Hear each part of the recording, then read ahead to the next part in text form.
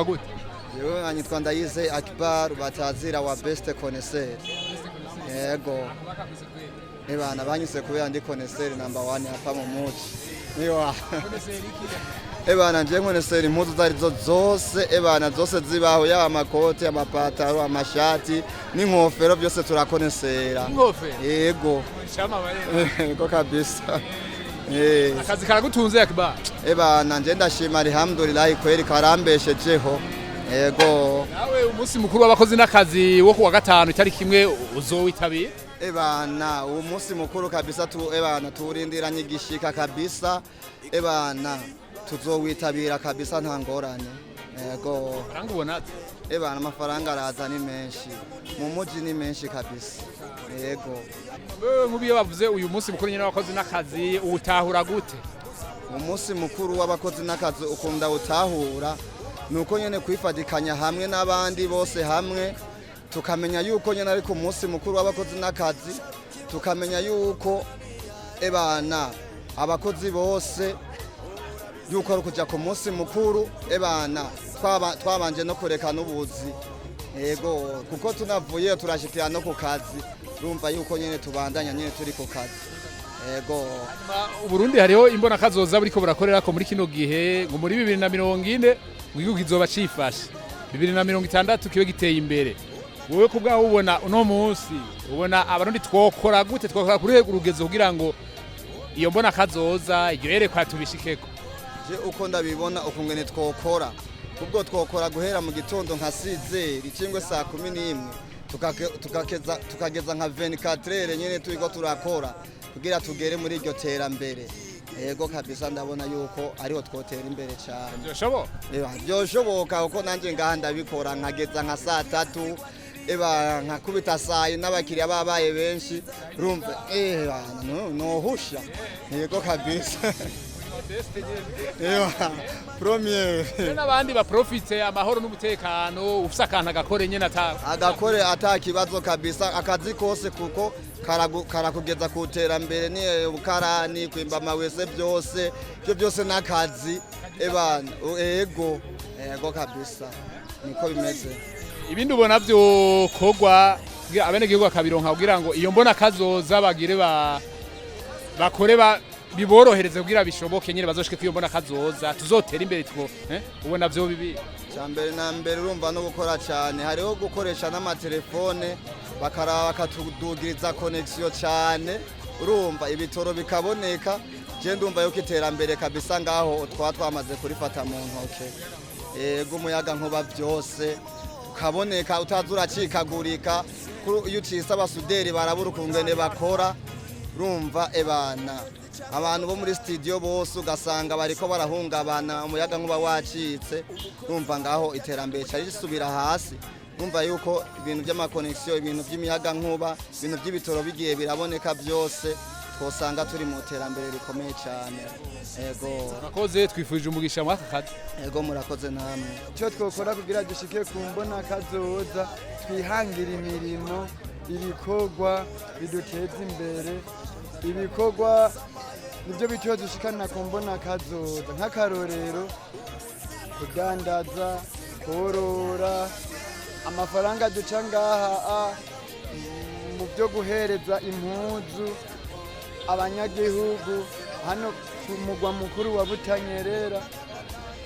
Iyo urose nk'inyungu ukunguka ya nyungu nuce uza kuyihonereza mu nzoga mu biyayura mutwe.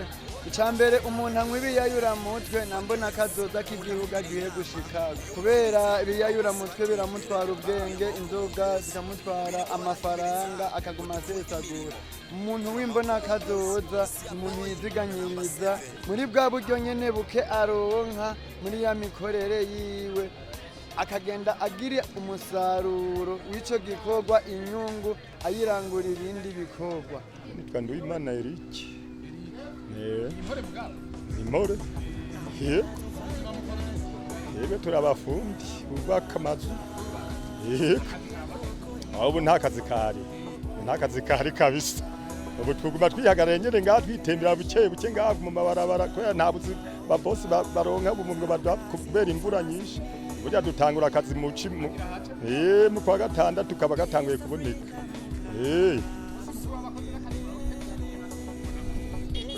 Twiteguriye mugana je ntacyo mbona tuwiteguriyemo kuko nta kazi turonka ntacyo tuzotwara ntituzoronka icyo duhereza umuntu arega ugira umunsi mukuru ariko arose icyo hereza umuntu rega hakora munda none baza kwitebire wumva waraye kwirata yohoce nibishoboka uyishaka ruko wumva munda hameze neza hatsindagiye wahanogereje neza usanzwe mbona kazoza nuko tworaba tugakora twitanze tukareka kuzana ibintu byo kudebukirwa ngo kwa mu kazi hama imbona kazoza tukazoshikako kandi ndibaza yuko bizogenda neza gusenga byose bizanwa n'amasengesho no gukora twizeye birashoboka turawiteguriye cyane kubera umuntu wese umwenegihugu wese turiko turagerageza kugira dushike ku mbona kazoza dukora n'ingufu zose kugira ngo natwe turabe ko twokwiteza imbere n'igihugu cyacu gishike kumbona kazoza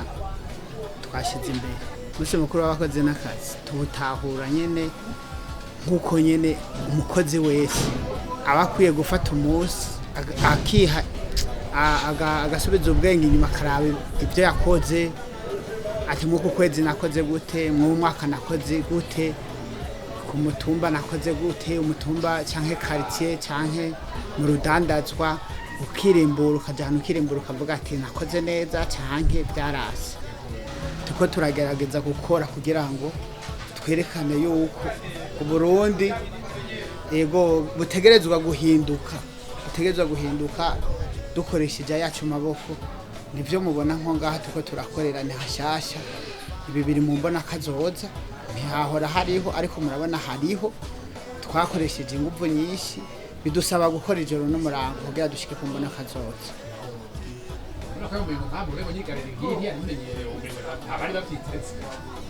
ntabari bavyiteze twagiye hano turiyumvira ingene dushobora kuronka ikibanza ciza abantu bashobora guteramiramwo ahantu hasa neza muri zone Buhiga turagerageza nyene uko dushoboye kandi Imana inadufashije n'abandi borabiraho abafise amapasara yagutse kugira dushike ku mbona kazoza nabo bakubaka n'izindi galeri zirenganiye n'izisumbye ubwizuzu kugira dushike ku mbona kazoza. Ndabashimye cyane murakoze.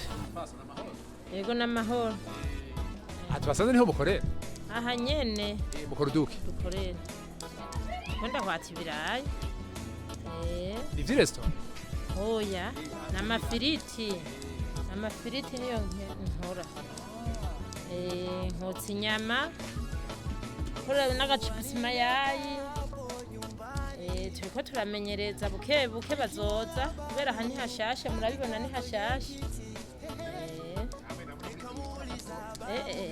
ntabyo gusamara ntabyo gutakaza umwanya twimije umunsi mukuru w'abakozi n'akazi namwe murawiteguriye cyane